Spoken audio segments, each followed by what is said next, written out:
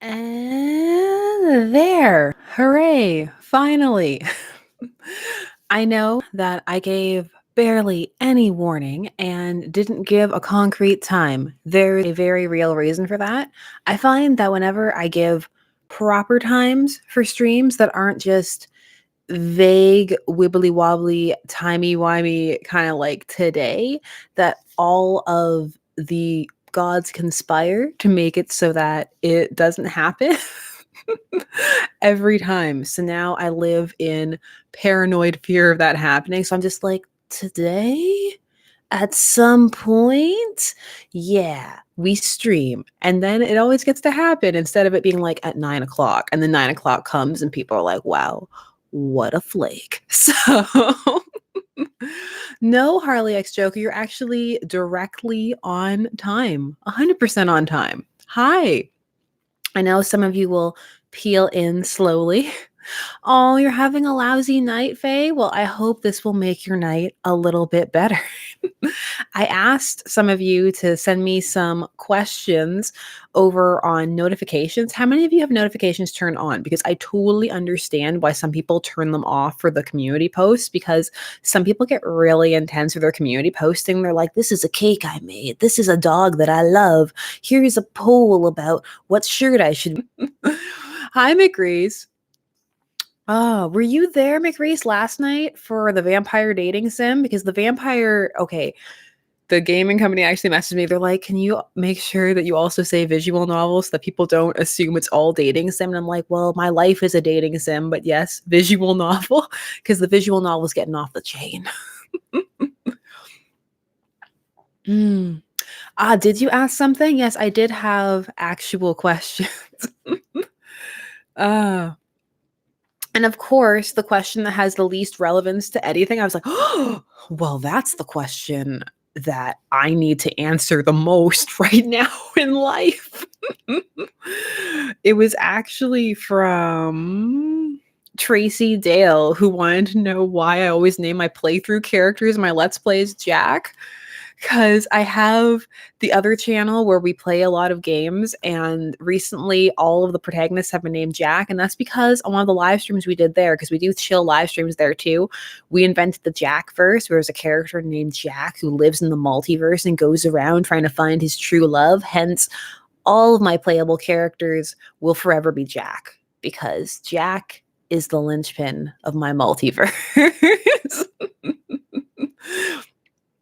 I know, right, Faye? The Jack verse is very real. Someone actually wrote a fanfic for the Jack verse.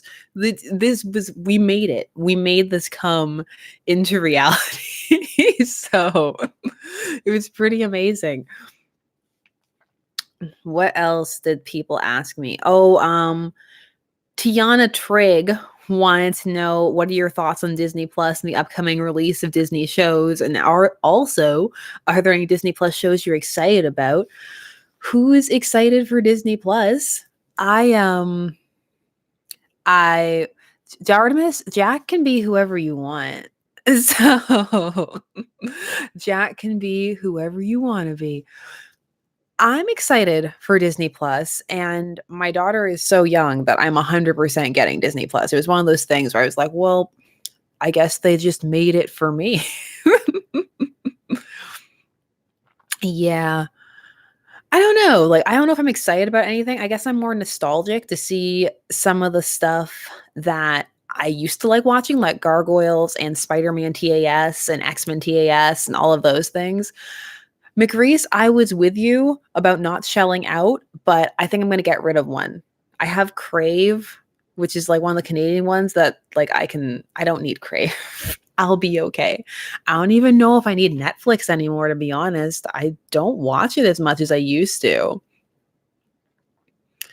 Oh, do you have DC Universe, Jack Jack? I get the stuff afterwards on Netflix. I think it's the only reason I'm keeping it. I'm excited, but not until you're not getting it till WandaVision, the series I'm convinced that's going to have her like projecting him into different appliances in the house. That needs to be what happens. That's what the world needs. Oh, no problem, Tracy. Thank you for asking a question. I always appreciate it. I know. I half the questions were like, "What time will you be doing this?" And I'm like, "The future."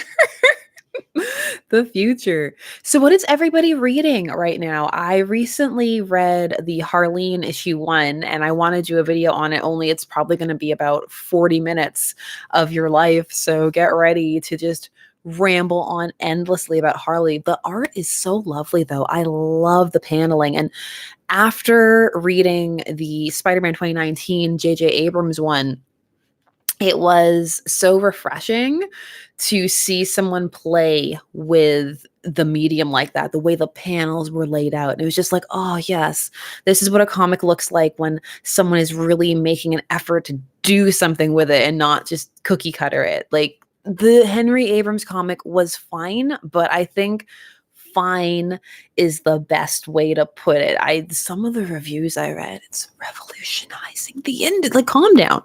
He's not going to come to your house. Like, calm down. You don't need to be like that.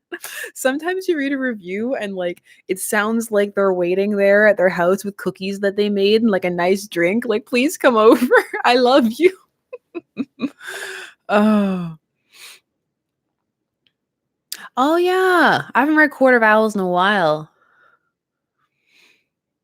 Okay, so Faye, I've always wanted to be part of a book club, but like nobody around me wants to start a book club, so I'm like, fine. Oh. Oh, you're still buying Nightwing? I am on a Nightwing. It's not a boycott because it's like a boycott implies that there was some kind of really deep, like, oh, I'm making a point, but I'm not here for Nightwing until he's Dick Grayson again. I don't really care for Rick Grayson, and I personally can't wait for the arc to be done. Like, I know some people really love it. They're like, he's so different now. He's edgy, and he wants nothing to do with the Bat family. I'm like, so Jason? They're like, no, Rick? I'm like, okay. Rick Grayson. Oh my God, Mr. Kylie 18, you're still going to be waiting for a while for Dr. Manhattan to punch Superman. And then after that, we get the three Jokers. Oh, that reminds me. The three Jokers thing, I was reading up on some of the tweets and what the writer was saying and stuff, and I didn't care for some of what was said there. Just the whole, like, when someone asked, like, oh, so continuity wise, where is it going to be, and they're like, oh well, it's going to be like the Killing Joke, so fans will decide whether it's canon or not. And I'm like, that's not the most accurate way to describe what happened with the Killing Joke, because it's like, even if you decided it wasn't canon, like, she was still paralyzed, which wasn't the thing that I was personally offended by. I actually really liked how Oracle went and everything, but that's not like you had a choice. Like, you had, like, that was what was going on. So I don't know, I'm not really sold on three Jokers. And they're like, it's so revolutionary. And I'm like, it's okay. And you see, I don't want the responsibility of being the person who promises the online book club, and then if it falls through, like, I don't need that on my head. It'll be like the big scandal. It'll be like, I can't believe she never finished the online book club. What a flake. Flake is my word of the night, apparently.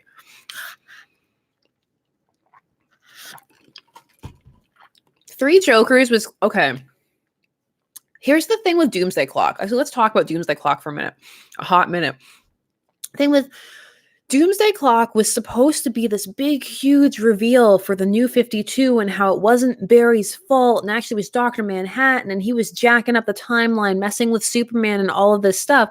But it's taken so long to come out that none of it's relevant anymore.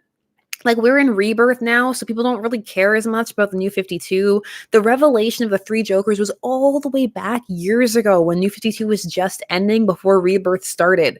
And now we have to jump back to it. It's like the art delays in that series they are ridiculous. Like, it's taking forever to get this thing out, to the point where the momentum of it, in my opinion, is just dead. I mean, issue 10 was, I think, really amazing. I know that's like everybody's opinion, but I really think issue 10 was great. But it's just like, at this point, and there are a couple of things Doomsday Clock is doing that like really rub me the wrong way. I don't know. I don't feel like Doomsday Clock had to happen. There were some cool bits, but in my opinion, not enough to justify It's just retconning Barry, basically, because it's Barry's fault.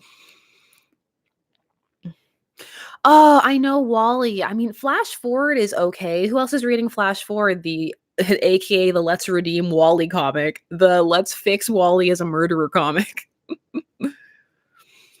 Do you have a Three Jokers theory? I mean, aside from the fact that I don't like it at all, not too much. Pie Kit Kat, pumpkin pie Kit Kat. Who did that? Who gave you that? And it's awful. I mean, I can't say I'm surprised, but that makes me sad. Is anybody else reading the Captain Marvel Descent into Villainy?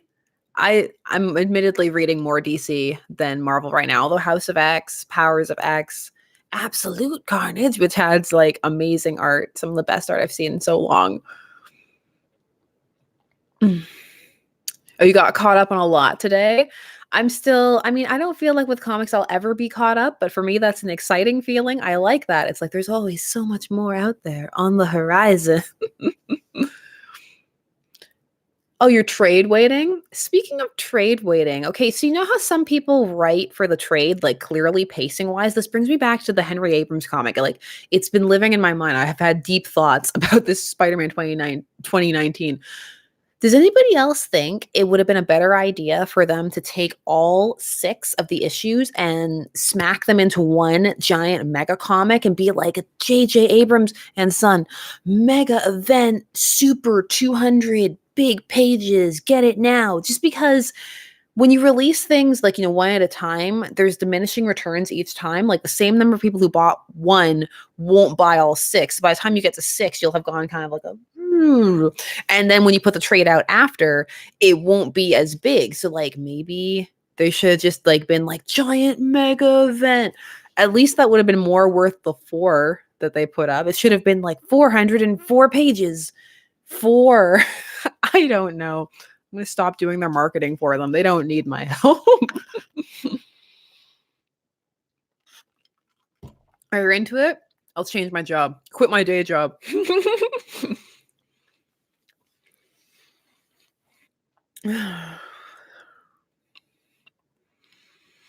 See? Yeah, I'm on to something. That's the thing, McReese. You can trick them. It doesn't matter if your book suddenly tanks midway through because they already bought the trade. Haha. Can you imagine that in the pitch meeting? Just jumping up. Haha, they're trapped. Oh, Harley x Joker. How are you feeling about Batman and Catwoman's relationship right now? Personally, I never liked it, but Tom King has made me hate it. I don't care for Bruce Wayne and his take on the balance between Batman and Bruce Wayne. Okay, you're here. Let me share my headcanon, my theory about Batman and happiness. Okay. Now, Batman, in my opinion, isn't conventionally happy in like the white picket sense kind of the way, like, oh, I went out and I bought a pumpkin spice latte and I took a picture of it and I brought it home for my kids. Like, no.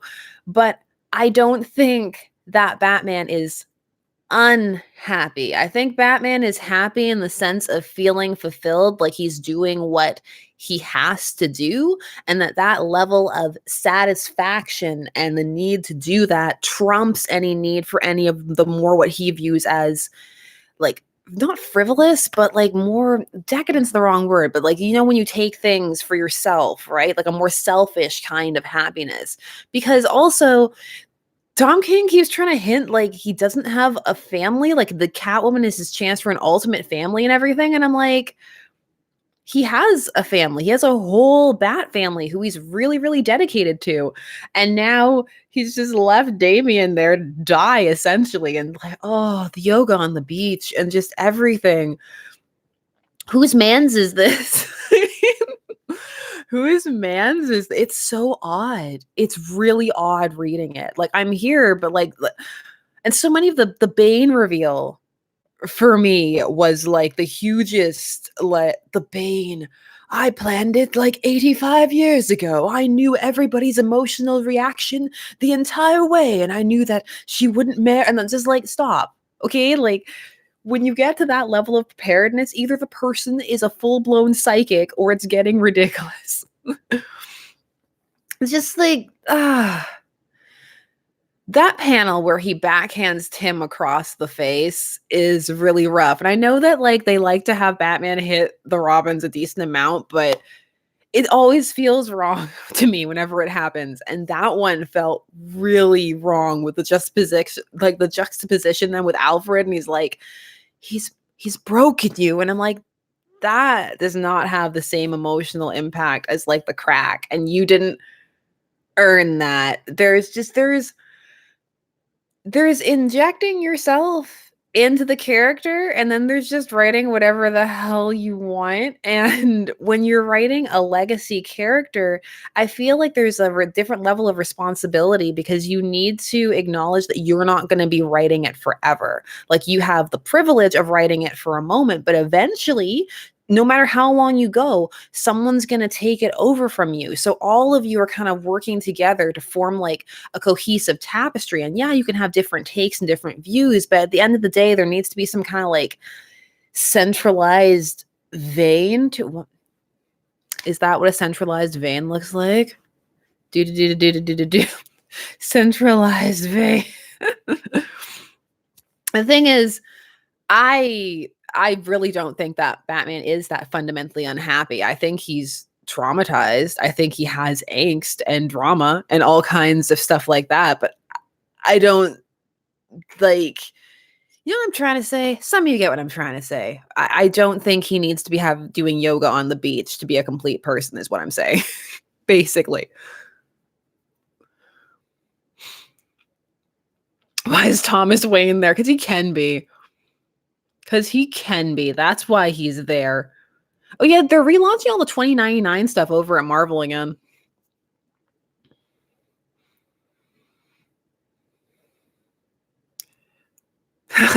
Yeah, I got a thumbs up. You get it. Some of them do. Faye, like, I think, like I said, like just now, like, I think there's just different levels of, I don't know, like, he's really stuck right now in that like extra paranoid, uber prepared mode that he's been stuck in pretty much since Identity Crisis, which is a story that I have such an interesting relationship with. Are you reading Spider-Man? Which one? Friendly Neighborhood? Amazing? Superior? Henry Abrams? Because I am reading that one. Yeah, but Rab Nerd, they gave them therapy at the sanctuary, and look what happened there. Wally snapped and killed them all. So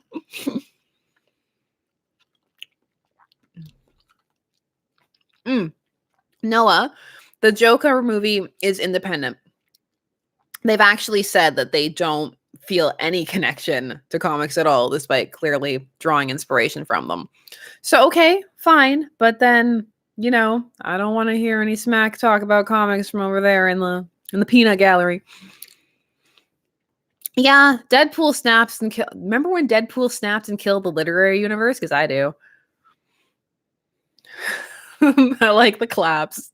You know, sometimes I actually clap on camera now. It's so bad. I'll be doing something and I'll be like, duh, duh, duh. I'm like, oh God, I'm a living meme. I'm a living meme. Yeah, I have bubble tea. It's a bubble tea kind of night.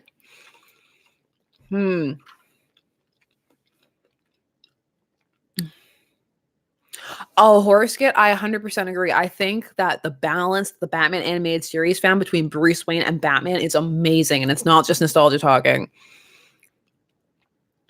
Flavor. This is, not sponsored. This is coconut jelly and sago milk tea with no sugar.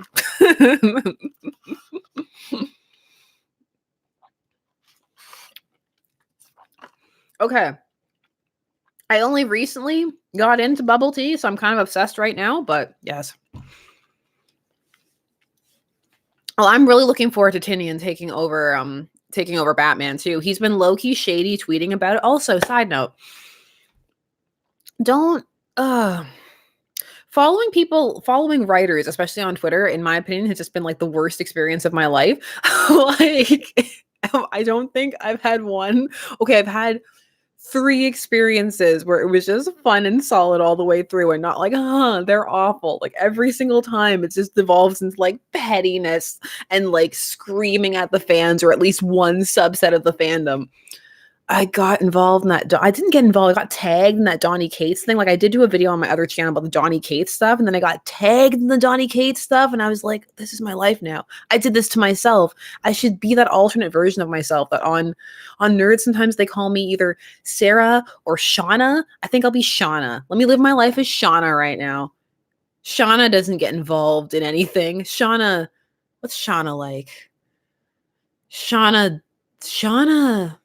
Shauna's Tom King's Bruce Wayne dream girl. She does yoga after work. She goes and does steam baths. She knows acupuncture. Maybe she does Reiki. I don't know.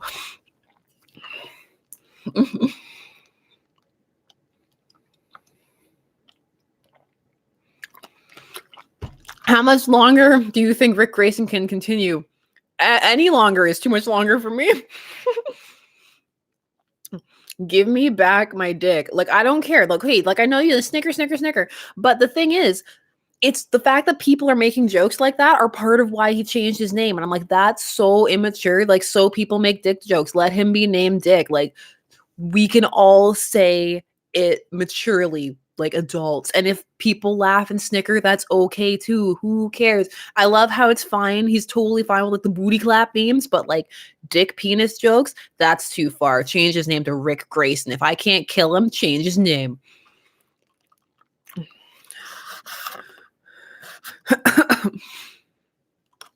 I love dick so much too. I don't care if anybody takes that out of context. I'll just put it back in context. We are talking here at 21:56 about Dick Grayson.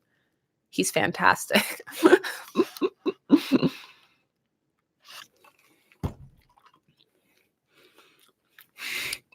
Stony Gamer. Okay, so the KG Beast shot Dick Grayson in the head for dramatic plot convenience, and then he got dramatic brain damage and amnesia. He doesn't know who he is. He's Rick Grayson, and he wants nothing to do with the Bat family, except he's still Nightwing. There's a whole group of Nightwings that he's part of. Yeah. And then he might be Talon for a bit. Oh, there is the funniest thing I saw on Reddit the other day on one of the, was it the Batman one, where they changed the upvote thumb to Dick Grayson and the downvote to Rick Grayson. It was a good day. So, sometimes Reddit is a fun place. Oh my goodness. Somebody else remembers Grayson. Thank you, Black Phoenix. I can't deal with the Nightwing team. Gold Nightwing, Blue Nightwing, Red Nightwing. I'm like, haven't we learned? Remember Red and Blue Superman? Nobody wanted that. Nobody wanted that. I remember picking up a comic back in the day and seeing full-on blue Superman in like his jumpsuit and just wondering, what is happening? What is happening?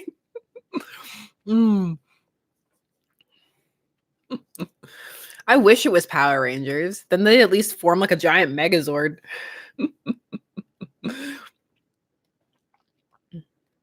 Oh, because teams are where it's at. Team books are selling right now. So, sorry, I just had a flashback to the Teen Lantern. I forgot the Teen Lantern was a thing. And yeah, she is. She hacked into the... Oh, that flashed me over to what they're doing with Hal Jordan right now. And just... Where's my clumsy Hal who slipped on soap and knocked himself out? I miss my Hal because what they're doing now, but I mean, you're not allowed to say anything bad about Grant Morrison run ever. So, you know, it's brilliant, like everything he ever writes is, but I do not care for it at all. I'll stand on that hill. I don't care. I mean, I mightn't die on it. I'm too busy dying on several other hills, but I'll stand on the hill for sure. I'll plant my feet firmly on the hill.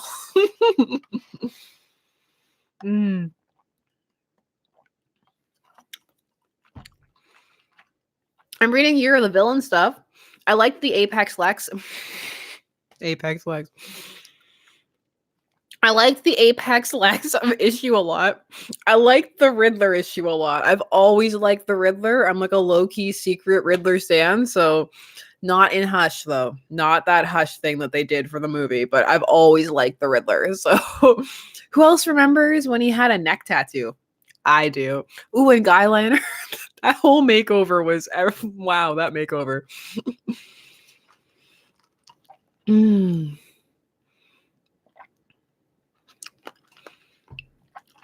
You mostly shouldn't insult Gail Simone Rabner because she'll come for you on Twitter.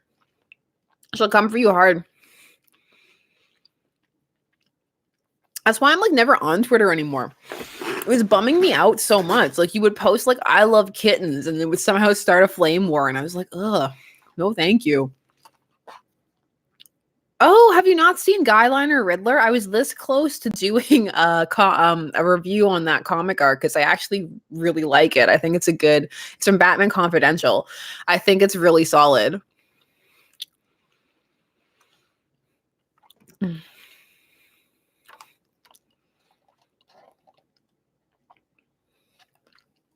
Oh, I loved Reformed Riddler so much. I shipped Reformed Riddler with Harley Quinn so hard. So hard. Do it? Okay, I have so many things that I'm doing right now. Sneak peek. What I'm doing right now is I'm doing the first ever multiverse issue because I love to share the historical stuff with you guys. So I'm doing the first ever multiverse comic, which I actually do also really enjoy, mostly because all the villains who team up in it are so pleasant together. It's just like, wow, I want to live in Keystone City. All the villains seem really nice. Oh, I'm reading that. I'm going to do the Harleen one because I have a completely different take than all the reviews I've read on Harleen. So I'm like, oh, I'm adding to the landscape. That's wonderful because I don't agree with most of what's been said so far. So I'm like, well, I'm ready. I'm ready to be that person. I am that person and I've embraced it. And then, of course, I mean, Black Cat, I'm just really enjoying. So come with me on my journey of Black Cat. And there's just so much random stuff, you know? We're really close to getting the channel monetized, which I'm really excited for because when that happens, I can up production because, you know, I can do things like pay an editor through the magic of AdSense. Golden Age comics. I don't know off the top of my head. Not off the top of my head. I mean, I'm looking over there like there are comics sitting next to me. There's not. There's just Smallville. The only show that matters. There was a sale on Amazon Prime and they're like, do you want the first 3 seasons of Smallville for $11? And I was like, yes, I do. Yes, I do, please. No shame in the game. Give me my Smallville. Oh, there's no shame in my game. Like what you like. And I like Smallville. I'm really stoked, actually, that he's going to come back for Crisis on Infinite Earths. I think that's so cool.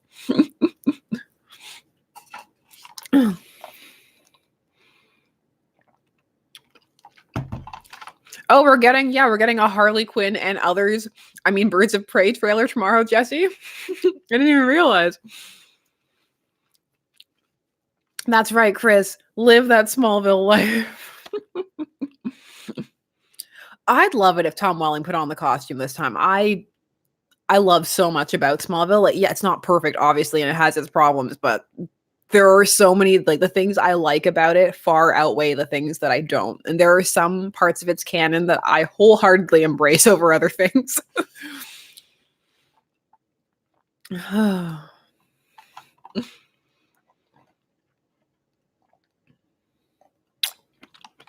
As someone who has never read Green Lantern, where do you think I should start? Jeff Johns' Rebirth? That's what I would do. I would start from him coming back to life and move up through there. I have all of that run, all of the arcs. It's over there in omnibus form. And I think it's amazing, personally. Harley Quinn and Friends. Yeah, I know. It's 100% what it is. The fact that Barbara's not there, I mean, she's such a core member, and it hurts me a little bit. I really like Birds of Prey, but I love Barbara on Birds of Prey. I know, starring Harley Quinn, Harleen Quinzel, Harley Quinn, and others. Oh, I have the Lucifer comics. I do. I have Lucifer. I have all of Sandman. I have I have all of the things. I have, hopefully, when we move again, I'll be moving soon, probably in like the next year. And I can finally have my comic room set up again. I have a whole shelf dedicated to comics I don't like. Like, I know that's really weird, but there were a bunch of comics that I bought that I read and hated, but that I can't get rid of. And so I'm like, oh, I have to keep these because people say they're good. So like, I have a whole wall of them, and I'm like, I can't wait to put them all up. Yeah.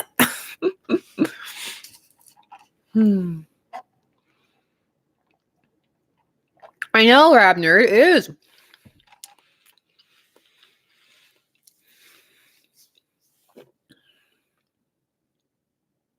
Oh, I love the Sandman universe. I really do. Wall of overratedness. That's a good way to put it. That's what I should call it. The wall of, in my opinion, overrated comics. Because everybody's opinion is different. That's okay. Like, some people get so pressed, like if they find out you do or don't like something, like it's really fine. Oh. Oh, the Batman casting has been interesting. Part of me feels like they're just pulling names out of a hat or like throwing darts at the dartboard and being like, yeah, that's super casting. It's been a very interesting process. Oh, who's in Birds of Prey for this movie is Harley Quinn, who was never in the Birds of Prey, but is going to be now. In fact, the comic that they are doing, they're stopping and relaunching as Black Label to coincide with this movie. But we're going to have the Huntress, Cassandra Cain, Batgirl, and Black Canary, from what I've seen.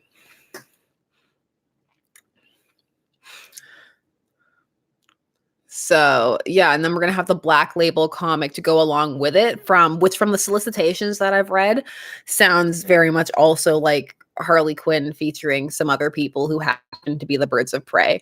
So, unfortunately, Harley is very much in a Deadpool-like position right now, where if they want to sell something, they'll put her there, which it's a double-edged sword, because on the one hand, like, yeah, people like her and she's popular. On the other hand, it every time they do that, it kind of desaturates her character a little bit, because it's hard to make a person full-fleshed when you're bouncing them around from place to place to place like that. And that happens a lot with her in the modern day, which is unfortunate. And it's part of why I love Harleen so much, because Harleen remembers something so fundamental, which is that she's a character, like she's a character and not a caricature. And it gets that so fundamentally well, while giving her agency back in her relationship with the Joker and acknowledging that it is a relationship. It's not just like, what a bad man on this poor, innocent, wilting flower. No, it's a toxic, interesting relationship that they're both getting something out of, and that's bad for both of them, but good for both. It's nuance. It's nuance. And it's amazing. Oh my, Harley equals 90s Wolverine. More like modern day Wolverine. Wolverine at any point in time.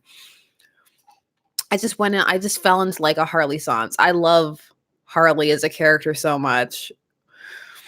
I wish, Poison Ivy. I have so many thoughts on what they've done with Poison Ivy as well in like modern continuity. I'm full of thoughts and feelings that no one cares about. Yeah, you guys care a little. We're talking.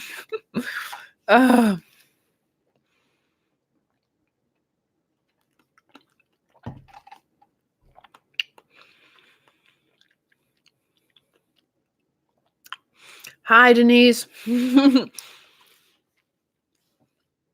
Oh my gosh.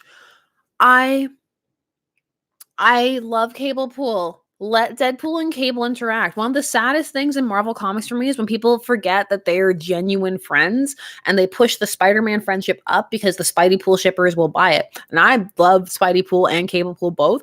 And I, play that marketing game. That's cool. But it's like why I hate when people forget that Spider-Man and the Human Torch are friends.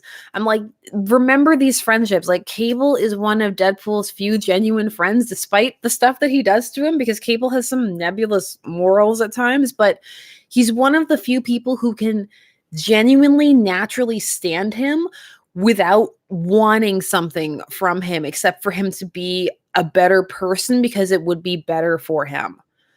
So, yeah, I loved their team up comic so much. I have such strong feelings about everything tonight. It's the bubble tea. The bubble tea did this to me.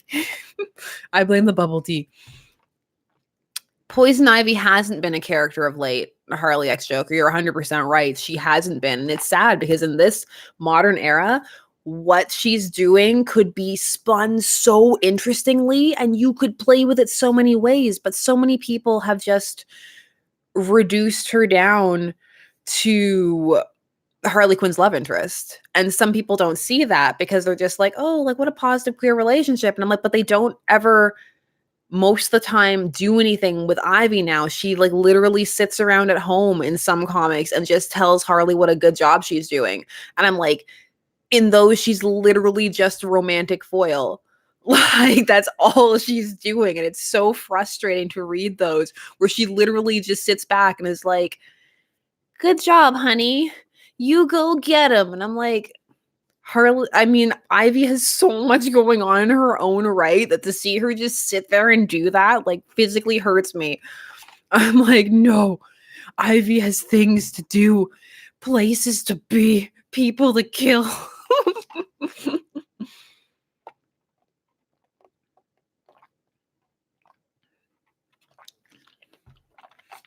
Just let their relationship have nuance. I actually think that if you let it evolve naturally, though, people might see that her relationship with Ivy is just as toxic as her relationship with the Joker. And I don't think that many people want to see that. Because neither is good. Like, honestly, neither one is good for Harley in the long run. They're really not. She needs help.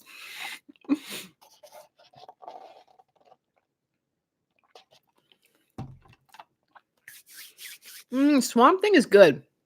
Oh yeah, people ask me questions.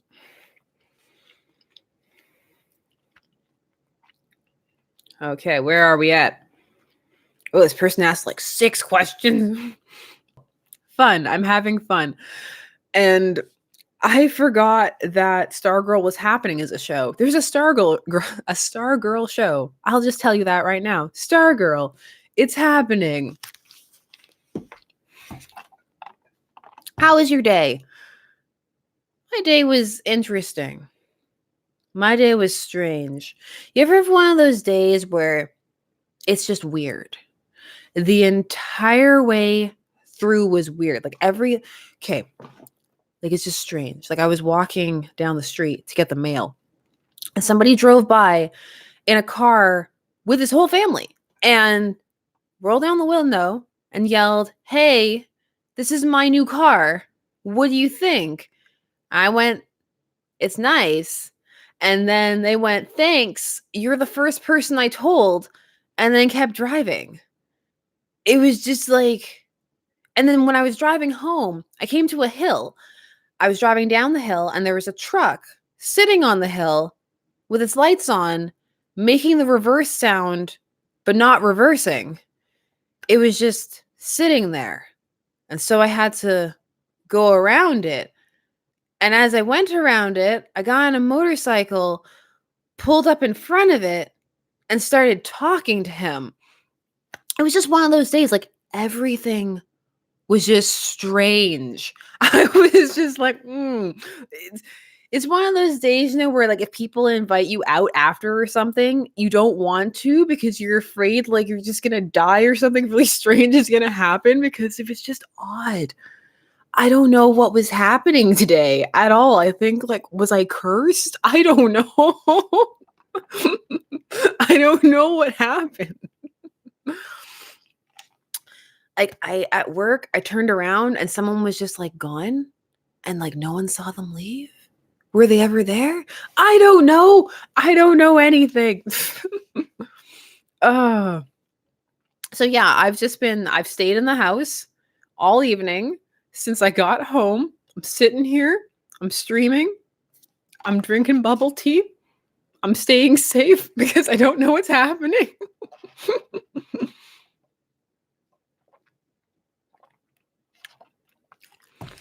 If I stepped into the Twilight Zone, it's the really boring Twilight Zone. It's like one of those episodes where the person wakes up and their life is different, but in like really minute ways. Like, oh no, I worked at the bank and now I work at a bakery. My wife was blonde and now she's brunette. Oh my God.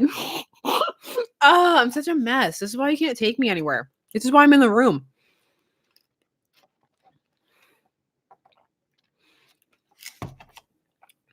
What's your current favorite anime?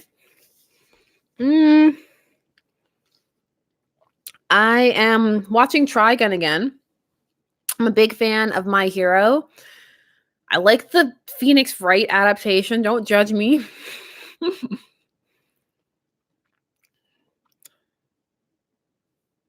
Hates to be that Astro, but what's your zodiac sign?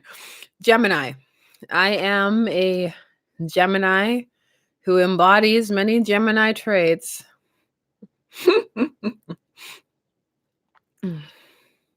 Yeah, what are all you? Like, tell me. Tell me, any fellow Geminis in the house? Oh, hey, Matt.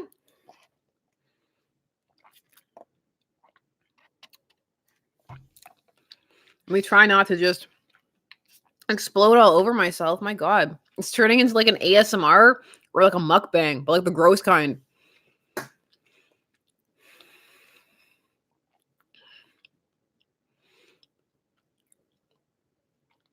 Chris, I appreciate that joke.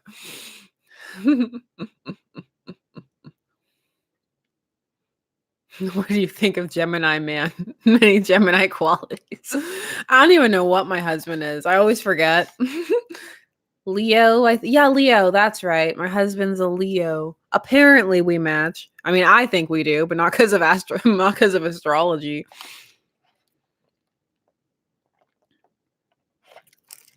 You can ASMR drinking stuff because, like, the drinking becomes part of the ASMR. Like, you get real close and you're like, wow, this is why I can't ASMR. Look at that face. Like, what was that face? ASMR is supposed to be like calm and soothing, and I'm a living cartoon character.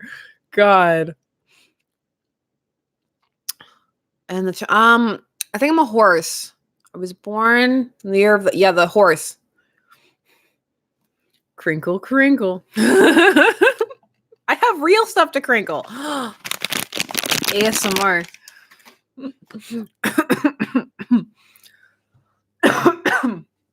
My voice is finally mostly back. That's true. I'm doing one voice for the game I'm playing right now where I do get real close. Heath, I think I gave Heath a real ASMR voice without meaning to. I also get pretty close from Marcus too, mostly because I love doing my New Orleans accent, which I can't do on command. She can't do it on command. I'm going this week, Jasmine. Like, I'm curious. I've heard really good things, like from people who saw it at festivals and stuff. Like my festival friends, they really liked it, so I trust them.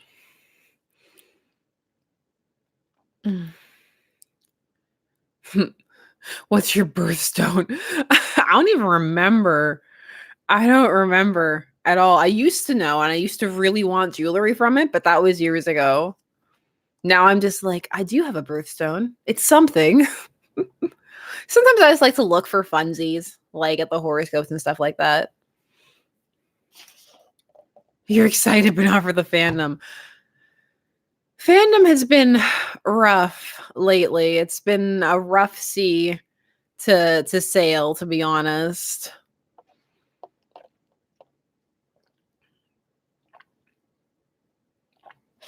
Favorite childhood cartoon? Too many. Too many. Also, childhood favorite adult cartoon. I never stop watching cartoons, and I never plan to. Underrated medium. I have been watching Doom Patrol. I'm not done because I'm too busy to finish anything. I managed to finish The Boys because I was like, I need to finish The Boys for work. Oh, Rab, fun fact. I've been kicked out of every Discord I've joined due to inactivity. Because I'm too busy. I don't have time. I'm always working and I just see it going by. And then they're all like, well, she doesn't care. What a flake. And kick me out. So yeah, I've been kicked out of every Discord. I am a problem. I'm the Discord problem. I'm the Discord lurker.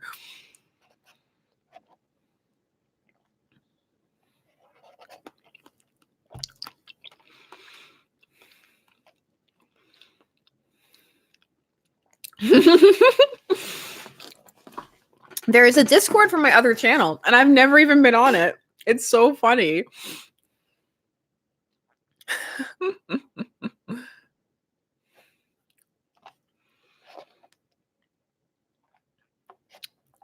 I'm silently reading the chat just because I can't trust myself to drink these Sago balls and not explode. So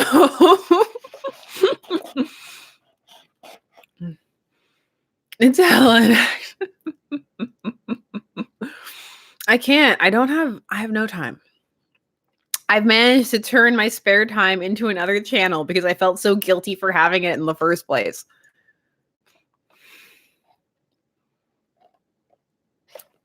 Oh, Good Omens was a fun time. I had so much fun with Good Omens. Like, Good Omens was such a fun reminder of what a fandom can be. It was just the best time. It's still the best time. There's such a fun group of people.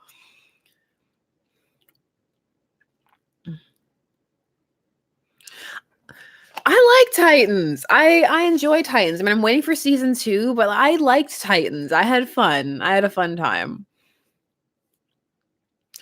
I'm revisiting the Telltale fandom. They're still a fun bunch as well, like Batman Telltale. They are so much fun.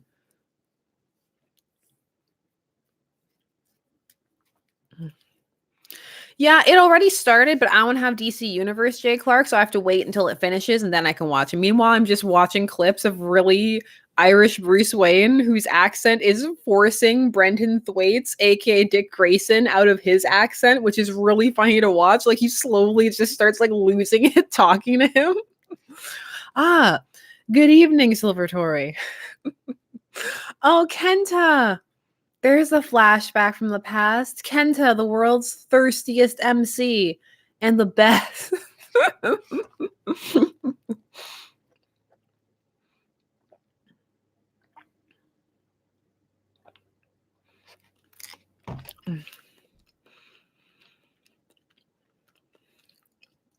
Oh, how can you miss Kenta Maria when we have Jack?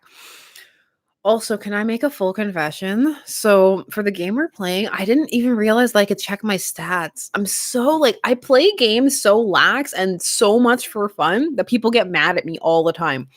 Because I'll just be there. I'm like, I'm having the best time. Woo. And other people are like, check your stats. You have things that you should be doing. This has rules. Do you think this is a game? And I'll be like, yeah, we. I'll never forget when people got mad at me during Monster Prom because I lost so much. I saw the second term is coming up and I'm like, oh, I can't wait to download it and not get to prom and for people to yell at me again. It's going to be a great time. I'm looking forward to it. I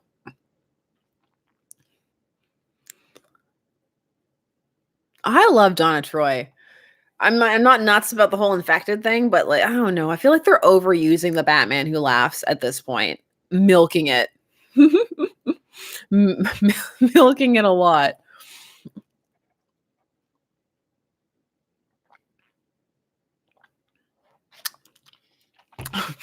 Sorry, this edgelord Jason made me laugh. Jason was always an edgelord. I remember when Jason first debuted and he smoked because that's how they connoted you were edgy in the 80s. Like, whoa, he's just bad smoking teen. He's got a vest. Oh. It's the Shazam Who Laughs as cringe as it sounds. Them finding him. Okay, so I read Batman / Superman #1. I really like the art, but here's the thing. In the back of my head, there's always that knowledge that the Superman. Okay, so people like to say that the New 52 never happened, but that's not true. Lots of the continuity for it still is in place. So the Superman who knows Bruce is original Prime Superman, not the Superman from the New 52, and so hence not the Superman who became friends with Bruce in that continuity. But his mentality is just like all Bruce's will be my best friend across timelines. So a lot of this issue was just him being like, Bruce, you're the best person ever that I know and I love you. And I was like, yeah, but you don't know him. Not like he's not your Bruce fully entirely. So, but that doesn't matter. Anyway, they find Billy in the cave, in the Bat Cave, because Batman Who Laughs Batcave is under Crime Alley because drama. And he's there and he's like, he set me free. Don't you recognize me? I'm Billy. And you can tell it's supposed to be like this really big moment, but I don't know. For me, it didn't play. I thought the design was really cool when he Shazammed, but I don't know. It didn't fully resonate with me. So I like the design though. I really do. I love how it all looks. I know, Rab Nerd. I wish. Every time I see Batman / Superman, I laugh a little inside. I'm like, so together. Because I would read the heck out of that. Same with like Green Lantern / Green Arrow, but no, because that's not a healthy relationship. When we finally talk about that arc where they do team up, Green Arrow is a terrible friend. Let's just put it that way. He's not nice.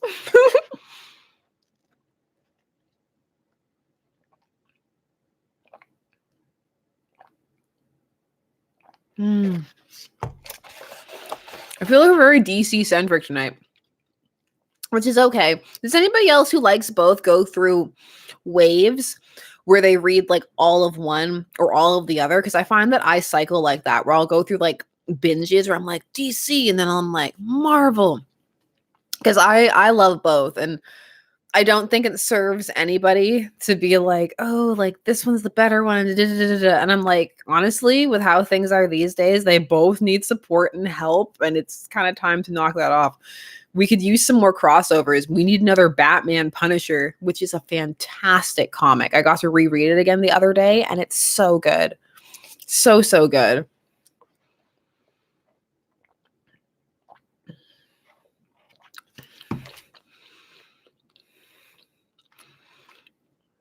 Yeah, no regrets.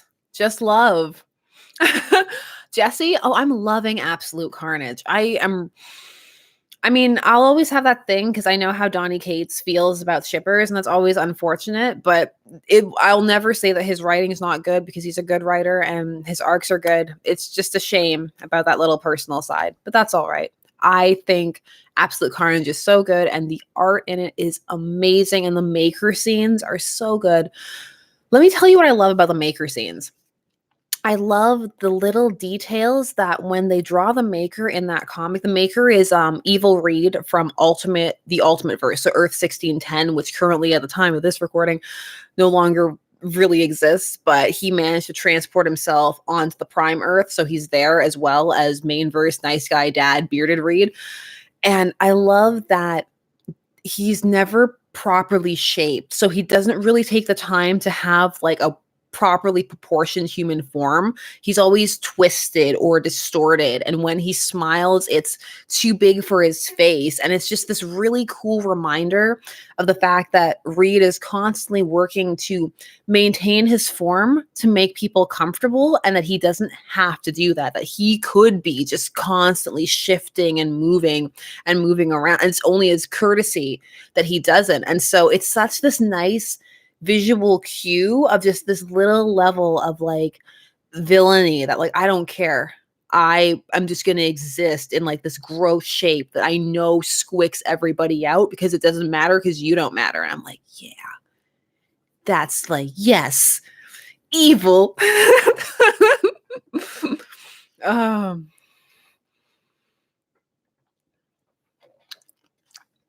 He's one of the cool things to come out of the collapse of the Ultimate Universe for sure.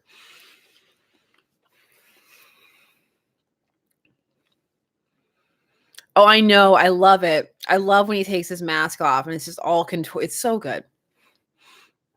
I also loved Reed finding out that he was the anomaly amongst Reeds. I mean, he found that out a while ago with the Council of Reeds, but just finding out that he was unique in the fact that he had a family and the ability to form connections when so many other Reeds didn't. It was like a real kick in the pants for him, and it was a good moment.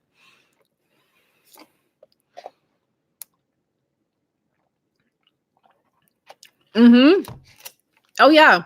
There's a great what if story from back in the day where Sue Storm dies in childbirth and he just snaps and starts killing their enemies. Like, she is like the only thing stopping him from being completely insane.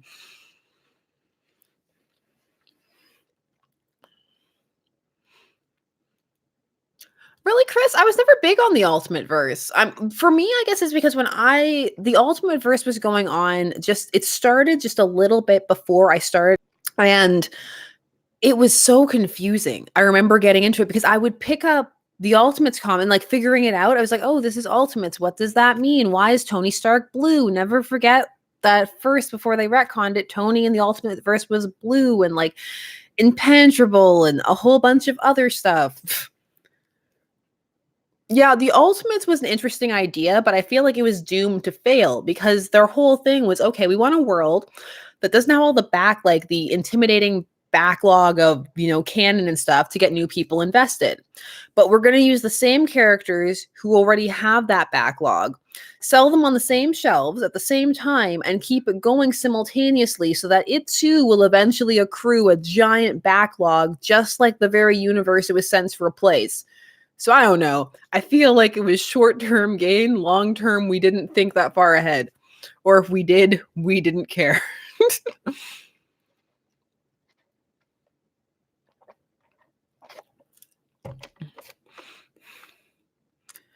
Oh, Halloween. Halloween is a thing that exists and it's happening. There are a bunch of Halloween comics coming out that I want to do. Also, some horror comics that I really enjoy. The Hellraiser comics are amazing, and you all need to know about them. I love Hellraiser in general, all of it, even the bad ones. So I've read the Hellbound Heart is amazing book. Love the movies, love the comics. In it to win it.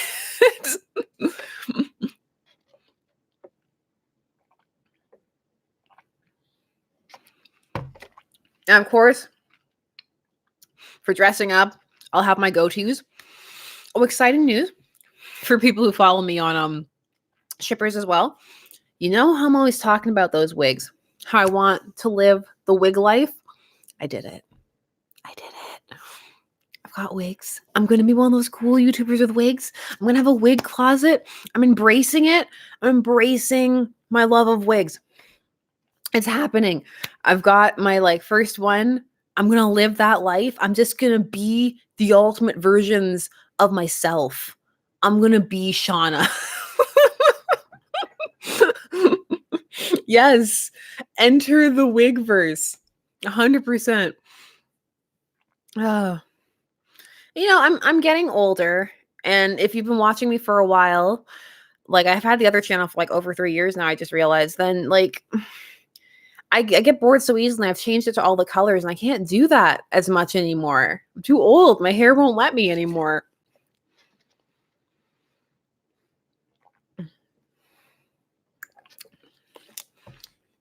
Wig life is best life. No, you don't understand. I watch so many YouTubers with wig closets. There's this gorgeous YouTuber I watch, and she just makes her own wigs. And she's super dark, and she always does these really bright, she's got this acid green Joker wig, and it just pops against her. And I'm just like, look at this wig life that I could be living. And they're all on the back on displays, and she makes them herself, and they're insane, and they're all lace front. And I'm like, this could be my life.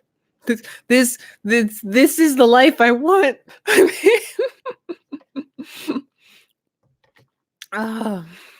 What, just come on as different characters with different wigs? Don't tempt me. Don't tempt me. I will be that weird person who does that.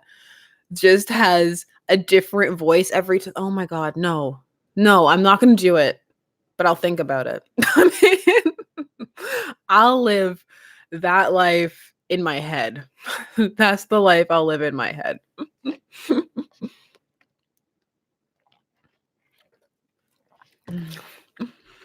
Oh my God. Can I just live my life with Marcus's voice? Can you imagine my fake, horrible New Orleans accent? Oh, and like no one would know because not everybody would watch every video. They'd be so confused. That would be amazing. There'd be so many articles about like how problematic I am. Now I kind of want to do it. Mm.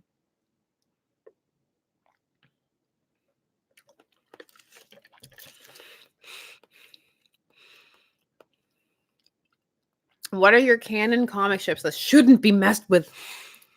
I think anything can be messed with so long as you have a good reason for messing with it. I do it for the discourse. See the articles now. Wigs or worry? One YouTuber's struggle with identity and persona. What does it mean to create oneself for the World Wide Web? Why would she feel the pressure to have so many different personas? What made her crack? Was it society? Society's to blame. Yeah, that article would be great. And then it'll just be full of pictures of me on the different wigs. And then they'll take like out of context clips. I'll be there in like a huge wig, just being like booty clap Dick Grayson. And they'll be like, she's not okay. Yes. I'm way too into this idea. That's right, Faye. We live in a society. Oh my God, Crits, yes. Did she crack or did she flip her wig? She needs her wig snatched. Yes.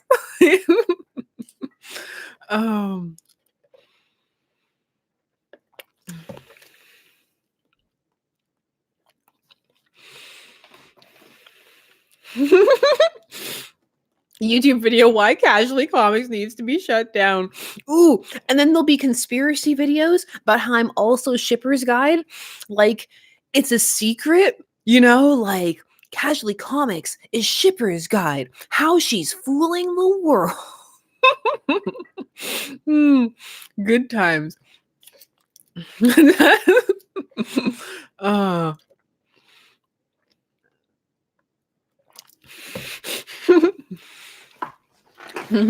One girl, many wigs.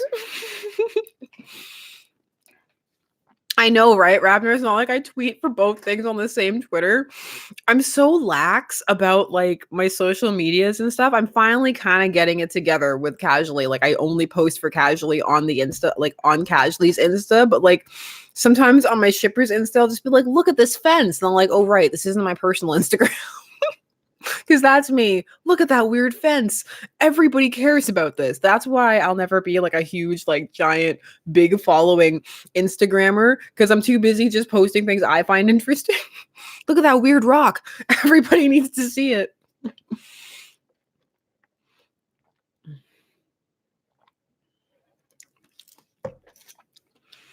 What is happening? It's true. Chaos.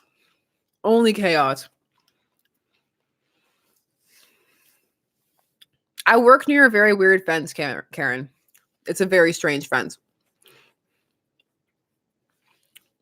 What are your favorite Booster Gold ships? Someone's asking me about Booster Gold. Booster Gold and Blue Beetle, Ted Cord.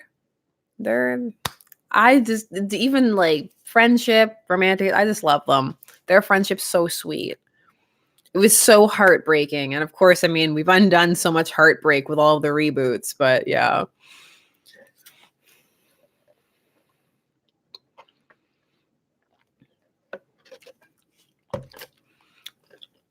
Okay, so Jesse, if the Bat-Cat romance stays the way it is with Tom King, I will have anybody come for it. Silver St. Cloud can come for it, and I'd be happy. Vicky Vale from that 80s Meeting Jason Todd comic where she's calling him out for his own parents dying on the day they died can come back, and I would take that over how it is right now. What ship is your favorite right now? You know, I don't have favorites. What I'm reading right now, though, is a combination of like Riddle Bat and Bat jokes for some reason. I don't know what happened to me. I woke up one day and I was like, you know what would be good? Fix for Batman the Riddler together. And then I found like some really great ones and I was like, I made a good life choice. Oh, I hope the Moon Knight show is good. I really like Moon Knight, but I don't know how Moon Knighty we can get with PG. I don't think I'm going to see him cut a man's face off or, cripple that guy, but that makes me sound like such a terrible person. Like, I want to see his enemies maimed, injured, like, but I do.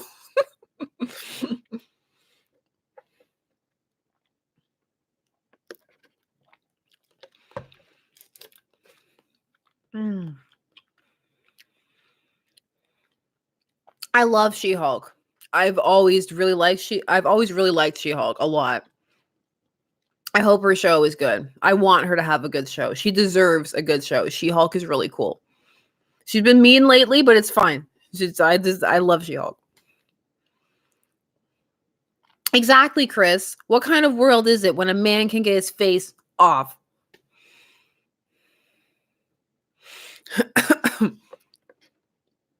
Quartz. Quartz is up there with Conk as far as bad ship names go. Quartz. Oh. Face Off is a classic film that never needs to be remade. Nicolas Cage pretending to be John Travolta, pretending to be Nicolas Cage is a classic that all need to see.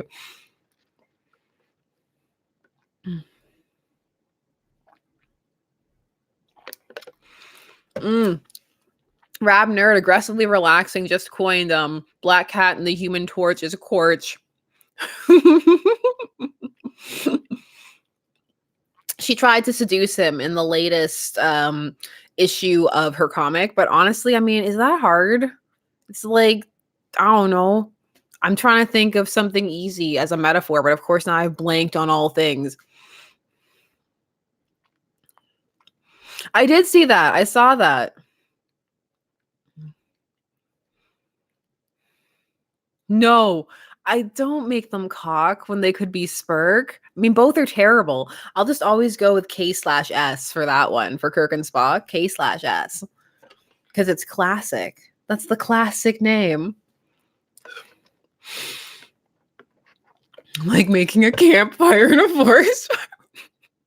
I like that was flame themed. I appreciate that. I appreciate that a lot.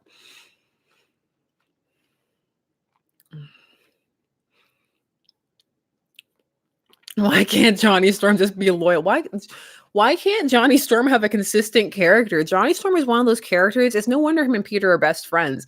Like, he'll get up to a point and be like, I figured it out. My life is good now. No more am I just a frat boy. And they'll be like, whoop, bring him back. And it's like, I'm partying again. Johnny Storm. I don't know what I'm doing.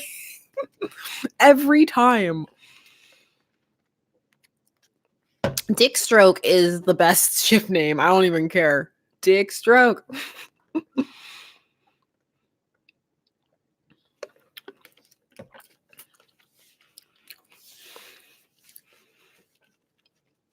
I was actually kind of here for Dawkins and Iceman when that was a thing, but now they're like Iceman and Pyro because fire and ice, and I'm like, yeah.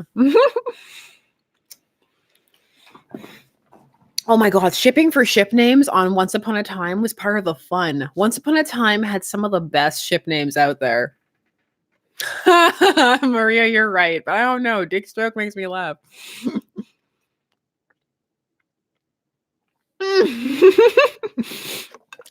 It's a ship name. It's fine. His name is Dick. We're all mature people here. Sometimes.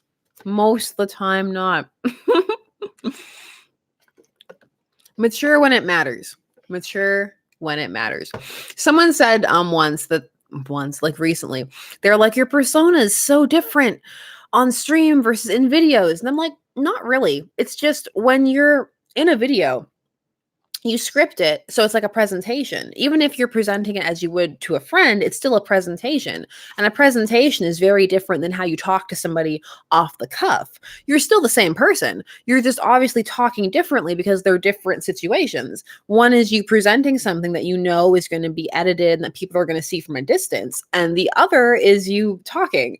So obviously you come across different ways. But it's not like you're like a different person. Like, you transported yourself. I think that's where a lot of the whole like, oh, these people are fake and like YouTuber stuff comes from. Because there is that difference when you're talking to a camera versus when you know you're talking to people and interacting with them directly. You're different, just like how you're different in every situation, but you're not like a fundamentally different person. Does that make any sense? I think it makes sense. I don't know. I just felt the need to say that because I see that a lot sometimes just across the online verse of like, you're so different. Why are you putting that on? And it's like, some people are putting it on, but other people it's just like you talk differently when you've written it down than when you're just talking. Facts. Fun fact. Although I actually don't think I'm that different in terms of how I speak out loud versus how I write.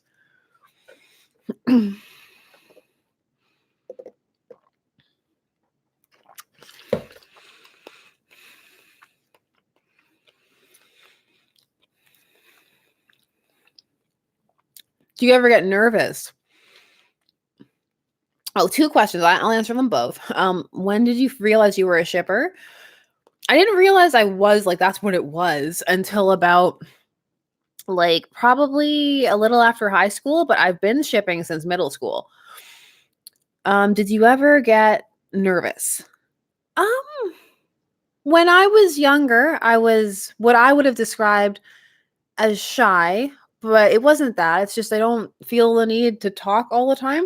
But presenting wise, I always really liked presenting, but at first, I was a little nervous. And then one day I got up to do a presentation and I looked out and no one was looking at me. And it was like this really freeing realization that everybody's involved in their own lives and they're listening, yes, but they're not thinking about you half as much as you think they're thinking about you. And it was like this freeing revelation where I was like, just get up there and talk and present yourself because the only thing you can feel anyway is how you feel about how you're presenting yourself. So just put yourself out there the way that you want. And after that, I was always able to present in front of people. I actually enjoy it. I'm one of those jerks who likes presenting things. People are like, who wants to go first? And I'm like, me, put me in, coach. I want to talk about the things I want to say. I'm a person. I'm Dorothy Ann, that person that nobody likes. It's fine.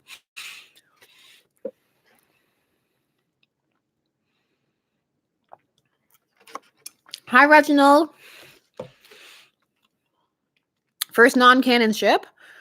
Oh, I was non-canon from the beginning. First non-canon ship. Goku and Vegeta, I guess, official. I mean, Louis and Lestat is kind of not official, so yeah, but Goku and Vegeta, 100% unofficial.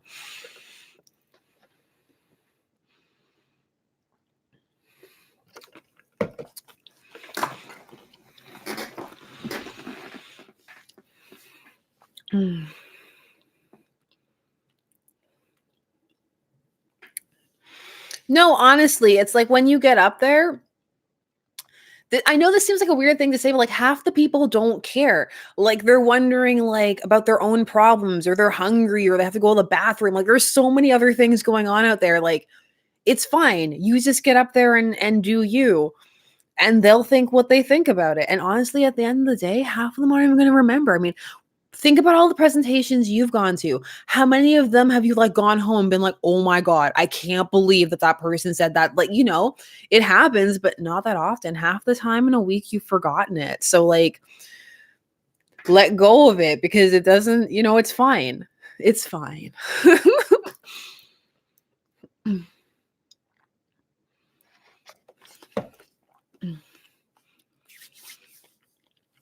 Favorite Black Canary ships? Anything but her with Green Arrow.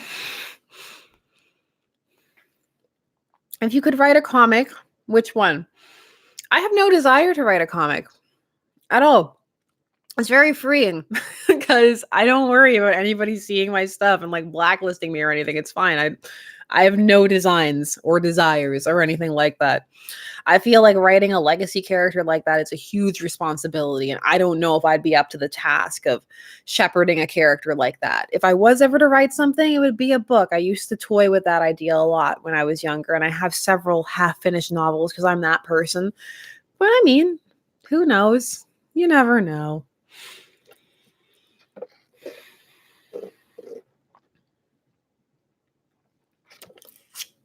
I'm all about Black Canary and Hal. Always have been.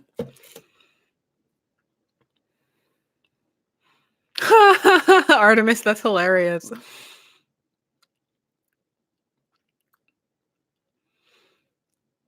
The only presentations I ever tend to remember are the ones where something goes spectacularly wrong with like the teleprompter or something.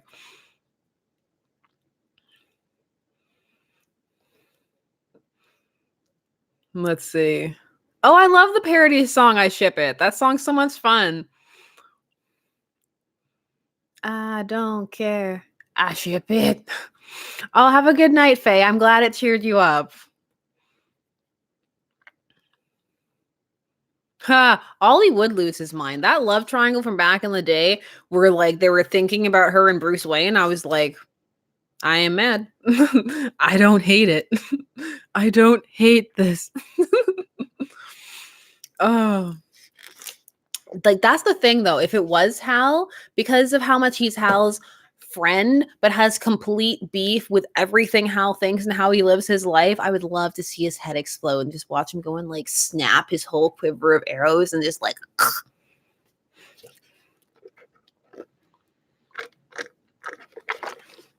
so petty. I've got that comic book pettiness already.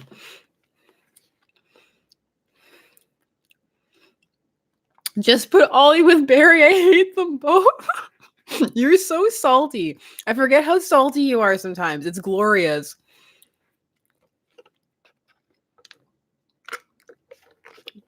Are you getting excited for the Rise of Skywalker? I'm not gonna lie, I'm not. I am not currently.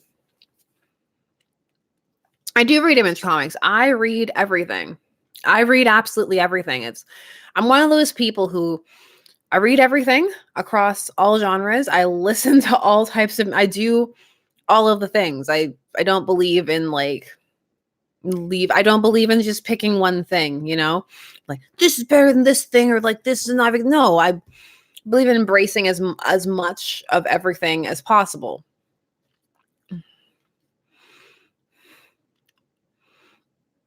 Wally. I will stand for Wally in whatever universe. I love Wally.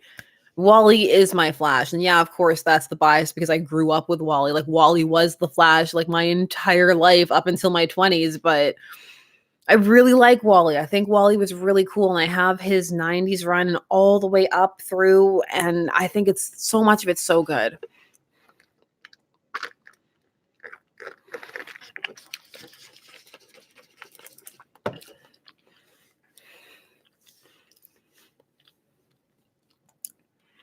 I haven't read as much Buffy as I should, and yet I own so much of it.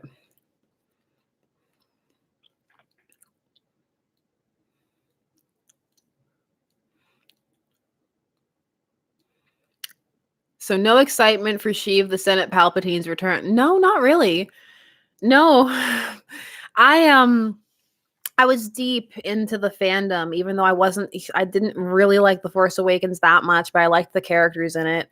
I didn't care for The Last Jedi really at all, although there were some elements in it that I liked, but it had more problems for me than what I liked. But what it was for me was two things. Like the fandom imploded and that was no fun. And then seeing how the official staff who were in a power position then turned around and talked to the fandom just turned me completely off of it. And I was just like, you know, sometimes when things happen and you're just like, even though you don't realize you've been put off, afterwards when you try and go back to something, there's just that feeling.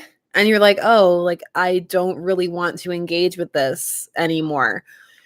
I mean, I'll probably go, but there's a bit of a barrier up. Like, I don't want to get hurt.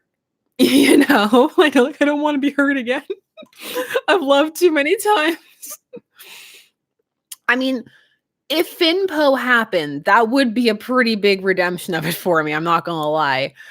But just because I genuinely think that there was something there. Like, I know people like to laugh at shippers for that. They're like, oh, they're just trying to force their whatever. No, but I'm like, I genuinely feel like there was stuff there outside, like shipping lenses off. I feel like that would be a really cool direction to go in, and not even for the representation sake of it, even though that would be cool too, but like from a narrative story point, I think that would be really cool. But I don't like the rumors I've heard from the plot leaks and stuff like that.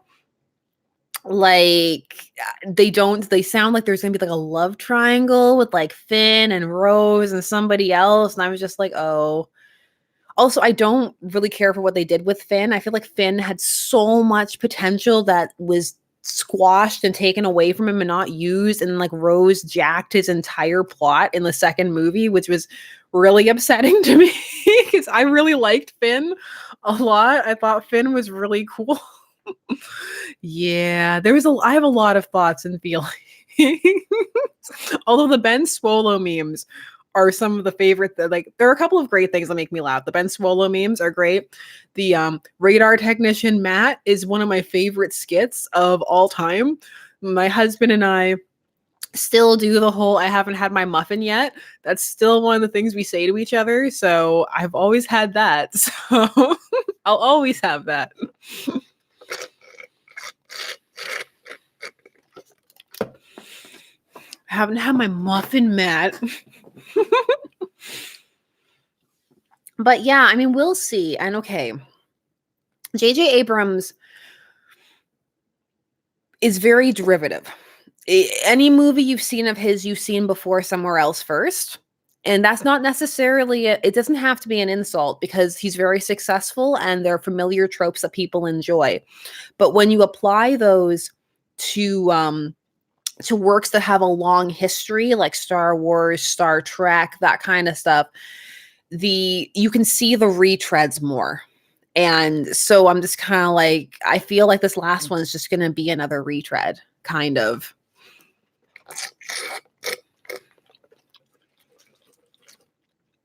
See, I know some people who really like, one of my best friends loved The Last Jedi so much. It's one of his favorite movies, you know?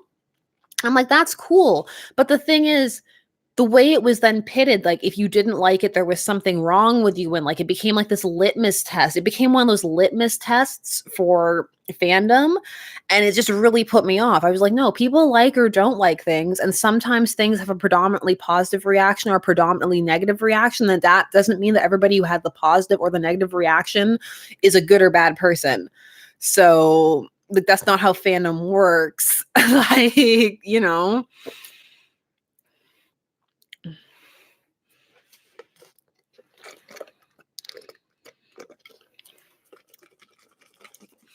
Like, see, I don't fully agree, Jesse. I don't think, because fandom is not a monolith.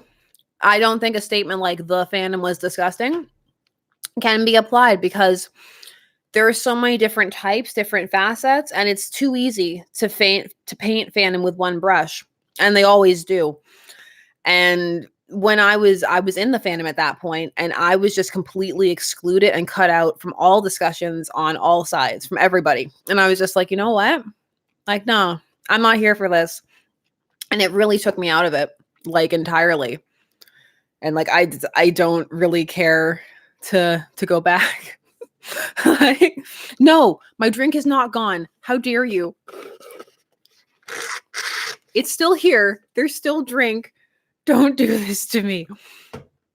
I think it was too easy to paint everybody like, and also it's really easy to take the angry people and make them represent everything, and also to not read underneath to what's there and to assume purely negative intent when a lot of the times that's not true. And I've always found that assuming the worst intent in people and their motivations is usually one of the worst things to do. Maybe that's naive, but I don't know. I'd rather try and look a little deeper, you know? That's my thing. I I like exploring things and looking into it and like discussions. And so when discussions or avenues of discussion get closed, like that's always a really sad time for me. That got real deep. That got too deep. It's too deep here. It's too deep here. Oh yeah, the Voltron fandom was like that too. The Voltron fandom got very much like that too at the end. I was there for all of the Voltron fandom. I was there again.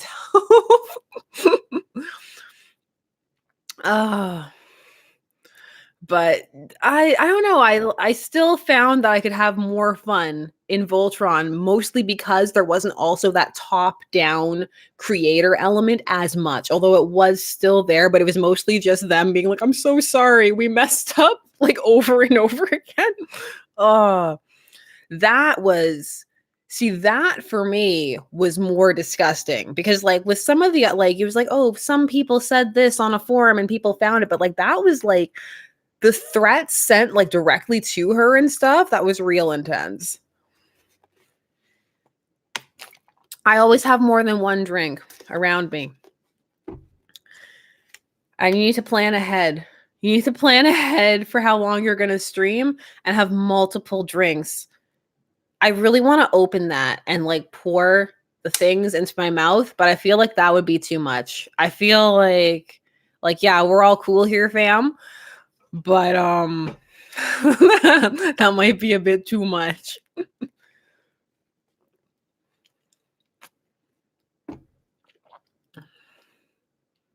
Oh, did they, Jesse? That's funny.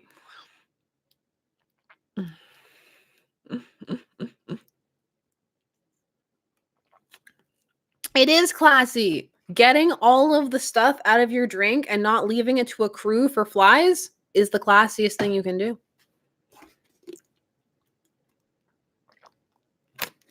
Ha!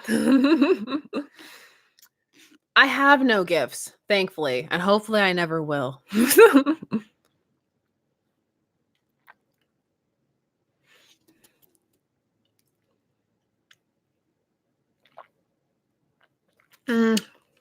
Class is an attitude more than an action. You'd be amazed the things that like you can do if you have a proper classy attitude about it. Class is a perception. Now I'm about to fall down another rabbit hole, but it's very true. Class is so tied up in ideas of wealth and self-presentation and the way that okay, let's, hi, how's Canada? Canada's great. Let's go over there. I like Canada.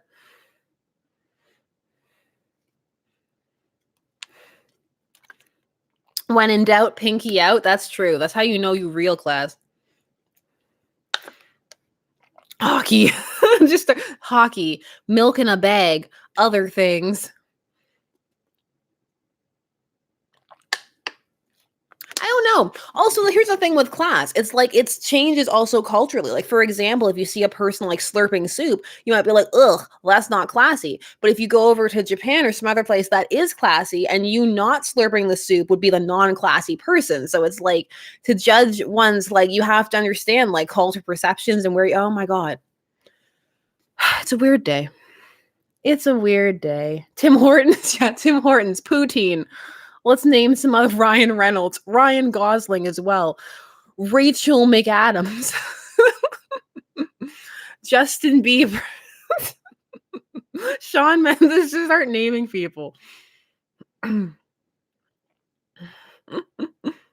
Degrassi, Drake, The Six, Beaver Tails. There we go.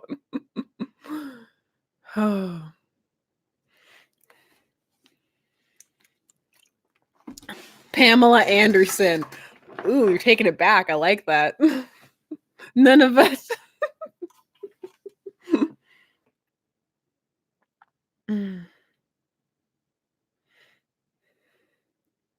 Bring out the milk. Where I live now, the milk's too far. We're not going to have any more milk streams in this house because the fridge is too far away for me to go and get Wolverine. Very true. Wolverine the character and actual Wolverines. Deadpool.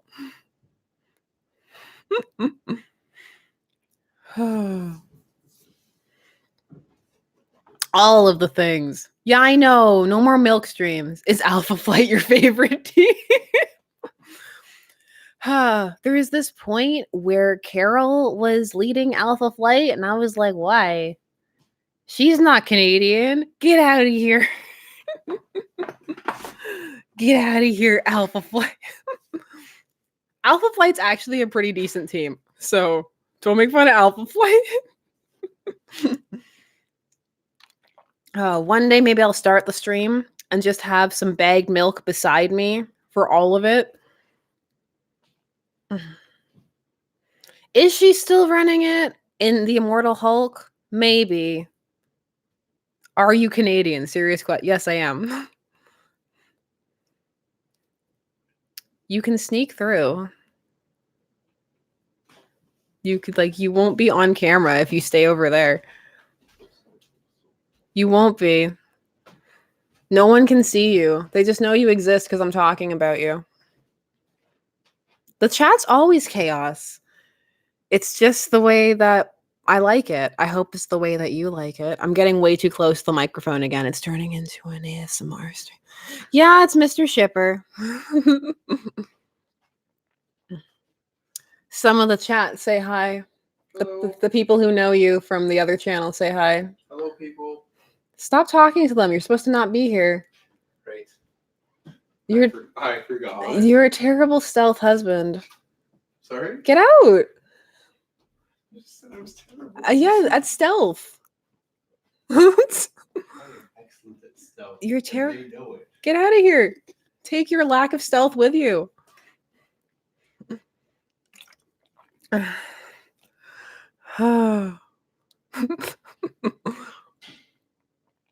Hi, Kevin. Let me see.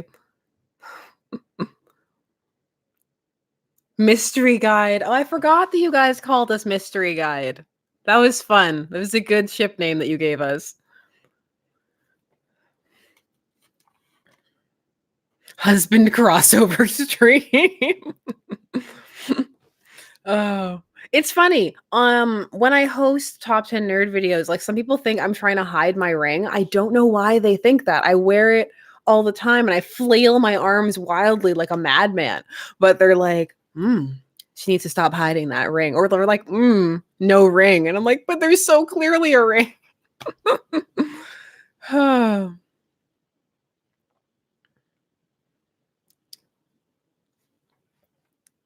What would Canadian? I still can't believe that Supernatural's been on for as long as it's been on, to be honest. I feel like they're gonna have to drag them off the set even as it's ending. Conspiracy theories.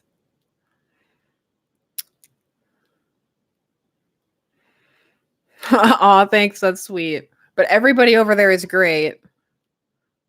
Yeah, the one who doesn't wear the ring, Maria, is Shauna. That's Shauna with her yoga-loving self.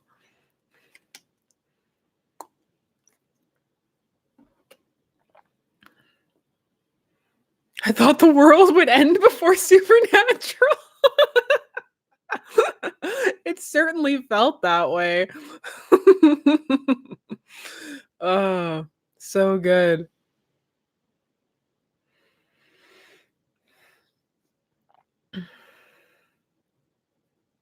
All right. Well, I wonder what Jensen and Jared will do now that I know, right? Like, this is their life. Who else knows that Jensen auditioned to be Captain America and they said no, but then they said he could be Hawkeye, and then he said no to Hawkeye? Fun fact. Misha has a YouTube channel with his kids, and it's adorable. That's quality content. He's like cooking. He's cooking with his kids. Oh. You know who else has actually a fun celebrity YouTube channel? Jack Black. That's wholesome family content. I know, he could be Jeremy Renner right now, but he's not. You know what he said? He was like, oh, scheduling conflicts. And I was like, oh, but I bet there wouldn't have been scheduling conflicts for Captain America. Oh. Yes, Jared is going to be the Texas Ranger. You guys are right. Jared's already got work. Somebody get work for Jensen.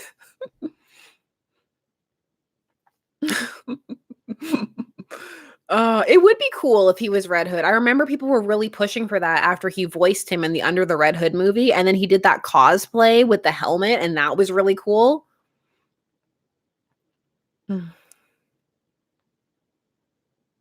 Yes, she does. Yeah. Yeah, Kim Possible has a YouTube channel, and it's also really fun. I like to just find wholesome YouTube channels, and I'm like, yeah, the fun, the good times.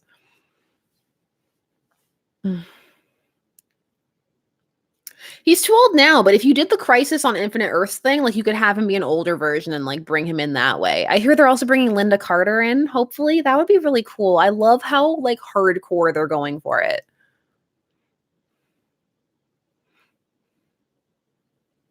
Ooh, Leon S. Kennedy. I would like that. That would be really fun.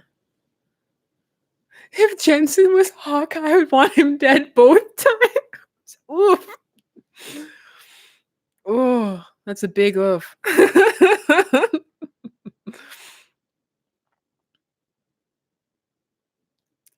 They're rebooting things no one even wants rebooted right now, like Saved by the Bell. They're like, "Did you want a Saved by the Bell spinoff?" I'm like, "I really didn't." On the new Peacock streaming service, I'm like, "Why did you call it that?" Like, come on now. Like, I get it, but come on.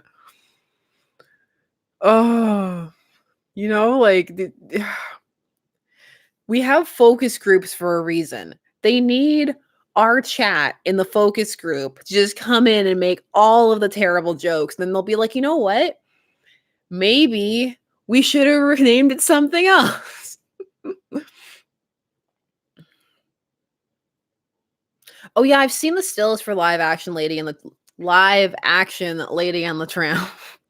There are too many remakes. I know everybody says that. It's like the thing to say, but it's true. Needs to be stopped. The whole Bat fam in a movie would be cool. I'd watch that. I liked the Legion of Superheroes too. I liked it as well. Somebody else who liked it.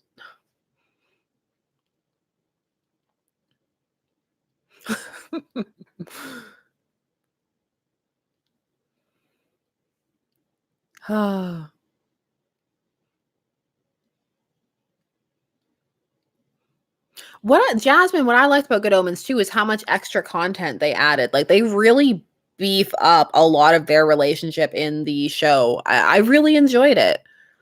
Lots of the Amazon Prime shows I've been liking. The changes they made too to the boys I liked. I like both. I mean, Garth Ennis's comic is extra for the sake of being extra, but sometimes you're in the mood for that. At least I am. Nemesis. I don't care for Nemesis too much. I mean, I care for the character of Nemesis up until the twist. But I'm sorry. The part in the comic where he's like, I rigged her womb to collapse, I just burst out laughing. Like I died. I couldn't. Like her womb's gonna collapse. Like it's supposed to be this big dramatic moment. It's like I rigged her womb to collapse. I can't. I can't even. No. I actually have a whole video scripted for that, but I know it's such a polarizing thing where people either love it or hate it. And one thing I love about Nemesis and will love forever is the arrogance of his costume. Like that is a really arrogant supervillain costume that I enjoy, like completely white. That's saying that you don't think anything's going to happen to you. That you're going to go in there and the people are going to die and you're going to come out looking pristine. Or you're going to come out like looking really hardcore because it's going to be all over you. I think it's a great look. There are some crossover covers where it's Nemesis fighting Superior, and those are so cool. It's actually one of my favorite covers out there, and I wish this happened. That's so cool. I love it.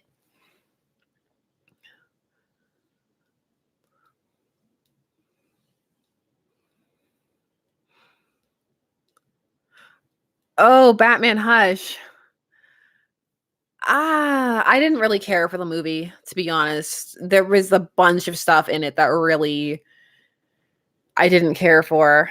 I mean, they lost me hard at that one Damien line, and then like the end of it and the different change and the twist reveal and her whole like, why won't you kill for me? I'm just like, cuz that whole forced conflict at the end, like, oh, we could go on vacation. He's like, but there's a crime spree, and she's like, oh, but vacation, why won't you kill for me? Oh, I can't believe you didn't just want him to die. For me, though, yeah, they lost me at cover your drink. Cover your drink, in my opinion, was such a disgusting line. Like, I couldn't even deal with it. Like, cover your drink? Who wrote that? Also, we keep trying to retcon that out of existence, and then they're like, cover your drink. I'm like, ew, come on. That's really gross. I just, no.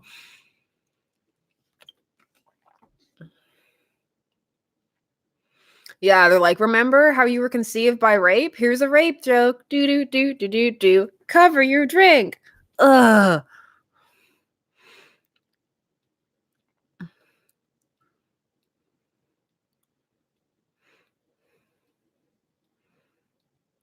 Yeah, I just like it was one of those things where like I get why Damien was there because all of these movies are now trying to be in like the same continuity. So they want to establish that they have all the characters there.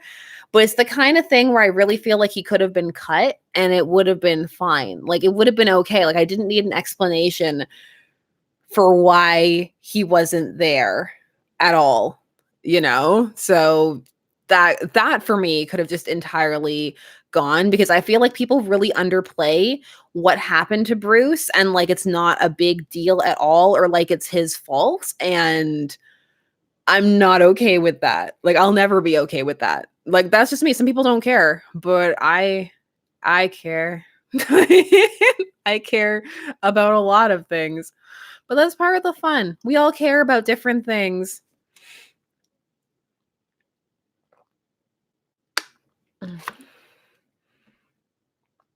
Watchmen HBO? Yeah, I will do anything Watchmen. I mean, I own all the before Watchmen comics, so I have no regrets. Mm. Bat cow. That's what that movie needed. Bat cow just coming in.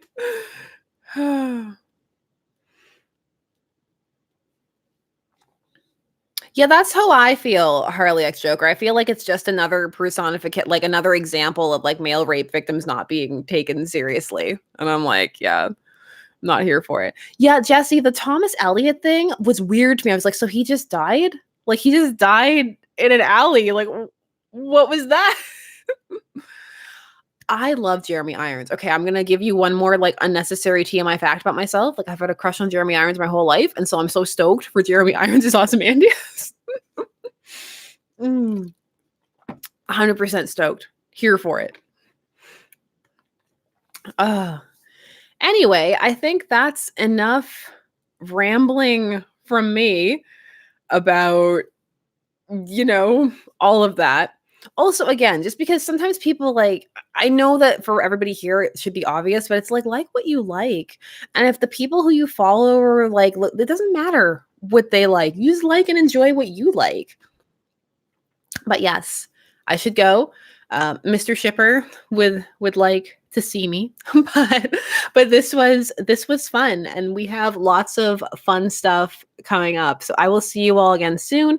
If you follow me on the other channel too, we're getting back to the vampire shenanigans very soon as well. So enjoy the rest of your day, night, whatever, and I'll see you again soon. Bye.